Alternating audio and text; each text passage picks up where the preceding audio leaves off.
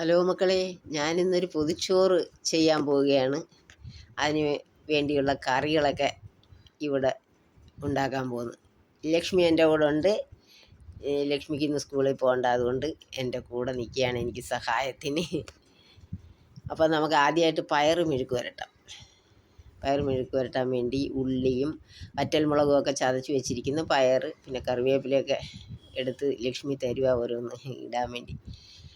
അപ്പം കറിവേപ്പില ഇട്ട് ഈ ഉള്ളിയും ചതച്ച് വെച്ചതെല്ലാം കൂടി ഇതിനകത്തോട്ടിട്ട് നല്ലതുപോലെ വഴറ്റിയിട്ട് നല്ല വാടി വരുമ്പോഴത്തേക്ക് പയർ തട്ടി ഇതിലകത്തോട്ടിട്ട് അത് നല്ലപോലെ വാടി നല്ലതായി വരുമ്പോൾ നമ്മൾ മെഴുക്ക് പുരട്ടി റെഡി.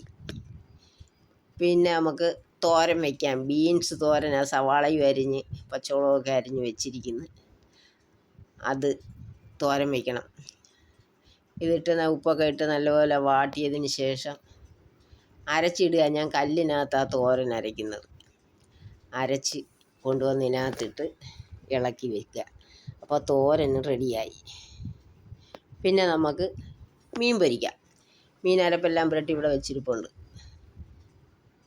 മീൻ പൊരിച്ച് മാറ്റി വെച്ച് അടുത്ത ഇനി മുട്ട പൊരിക്കണം. മുട്ടയെല്ലാം ഞാൻ റെഡിയാക്കി ഇവിടെ വെച്ചിരിക്കുകയാണ്. അതെടുത്ത് വെച്ച് മുട്ടയും പൊരിച്ച് വെച്ച് പിന്നെ അടുത്ത നമുക്കിനി ചമ്മന്തി അരയ്ക്കാം. ചമ്മന്തി ഞാൻ കല്ലിലാണ് അരയ്ക്കുന്നത്. കല്ലിനകത്ത് വറ്റൽ മുളകും ഉള്ളി, ഇഞ്ചി, പച്ചമുളക്, ഉപ്പും പുളിയും എല്ലാം കൂടെ ചേർത്ത് അങ്ങോട്ട് നല്ലതുപോലെ അരച്ച് ഉരുട്ടി അവിടെ വെച്ച് അടുത്തത് പിന്നെ നമുക്കിനി ഇല വാട്ടണം. അതിന് മുമ്പ് അടുപ്പിൽ ചോറ് വെച്ചിരിക്കുക. എന്നിട്ട് ആ അടുപ്പിലോട്ട് തന്നെ ഇല വാട്ടുന്നു. തീ കത്തിച്ച് അതിനകത്തോട്ട് ഇല വാട്ടി വെച്ച് എന്നിട്ട് ഇനി നമുക്ക് ഇലയിലോട്ട് ചോറ് പൊതിയാം. അപ്പോൾ ഇല കൊണ്ടുവന്ന് അതെല്ലാം നല്ല തുടച്ച് വൃത്തിയാക്കി അതിൻ്റെ നരമ്പ് ഈ നടുഭാഗത്തെ തണ്ട് കളയണം. അത് കീറി കളഞ്ഞിട്ട് കടലാസ് വെച്ച് ഇലയും വെച്ചിട്ട് ചോറ് കോരിയിട്ടിട്ട് ചമ്മന്തി വെച്ച് തോരനും വെച്ച് മെഴുക്ക് പുരട്ടിയും വെച്ച്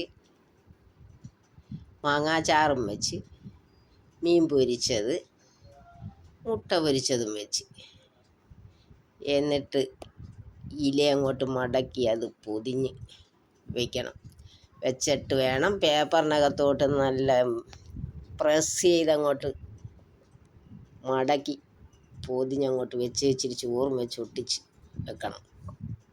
എന്നിട്ട് 3-4 മണിക്കൂർ കഴിഞ്ഞ് ഈ പൊതിച്ചോറുകൾ എടുത്ത് വെച്ച് ഞങ്ങൾ കഴിക്കാൻ പോവുകയാണ്. ലക്ഷ്മിക്ക് ഞാൻ പ്രത്യേകം ഒരു പൊതിഞ്ഞ് വെച്ചിട്ടുണ്ട്. അത് അഴിക്കാൻ ഒട്ടിച്ച് വെച്ചിരിക്കുന്നുണ്ട്. അങ്ങനെ ഞാൻ അഴിച്ചു കൊടുക്കുക. അപ്പോൾ ഈ പൊതിച്ചോറെടുത്ത് മുമ്പിൽ വെച്ചപ്പോഴാണ് പഴയ കാലത്തെ ഒരു പൊതിച്ചോറിൻ്റെ ഓർമ്മ എൻ്റെ മനസ്സിലൂടെ കടന്നു വന്നു. 45-50 വർഷം പഴക്കമുണ്ട്. അന്ന് എൻ്റെ അച്ഛൻ കൊല്ലം SM കോളേജിലെ പ്യൂണായിരുന്നു. അപ്പോഴേ അവിടെ വിദ്യാർത്ഥി സമരം വരും.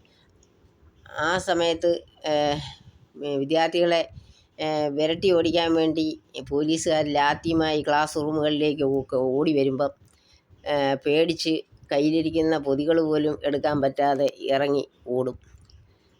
അങ്ങനെ ഈ സമരമെല്ലാം ശാന്തമായി കഴിയുമ്പം അച്ഛൻ ക്ലാസ് മുറികളിലൊക്കെ ചെന്ന് നോക്കുമ്പം ചോറ് പൊതികളൊക്കെ ഇങ്ങനെ പലയിടത്തായിട്ട് കിടക്കുന്നു. അപ്പോൾ വീട്ടിൽ നിന്ന് രാവിലെ അമ്മ പൊതിഞ്ഞ് കൊടുത്തു വിടുന്ന പൊതിച്ചോറാണ്. അന്ന് കൂടുതലും ഇലകളിലാണ് ചോറ് കൊണ്ടുവരുന്നത്. അപ്പോൾ അത് കുറേ പൊതികളൊക്കെ അച്ഛൻ എടുത്ത് ഒരു സഞ്ചിയിലാക്കി വീട്ടിൽ കൊണ്ടുവരും. അന്ന് ഞങ്ങൾ വീട്ടിൽ 13 അംഗങ്ങളുണ്ട്. കൂട്ടുകുടുംബമാണ്. അതിൻ്റേതായ ബുദ്ധിമുട്ടുകളും കാണും അല്ലേ. അപ്പോഴാ ചോറ് പൊതി അച്ഛൻ കൊണ്ടുവരുമ്പം എല്ലാവരും കൂടെ ഓടി വന്ന് ഓരോ പൊതികളായിട്ട് എടുത്ത് കഴിക്കാനായിട്ട് എടുത്ത് കഴിക്കുമ്പോൾ അത് പലതരത്തിലുള്ള രുചികളിലുള്ള പൊതിച്ചോറുകളാണ്. ആ ഒരു ഓർമ്മ ഞാൻ ഇന്ന് ഈ പൊതിച്ചോറ് അഴിക്കാൻ തുടങ്ങുമ്പം എൻ്റെ മനസ്സിലൂടെ കടന്നു വന്നതെന്ന് പറഞ്ഞതേ ഉള്ളൂ. അങ്ങനെ ഞങ്ങൾ ചോറ് അഴിച്ച് വെച്ച് ഓരോ കറികളായിട്ട് എടുത്ത് ചോറിലിട്ട് കുഴച്ച് മുട്ട പൊരിച്ചതും മീൻ പൊരിച്ചതും കൂടെ എടുത്ത് അങ്ങോട്ട് കഴിക്കാൻ തുടങ്ങുക.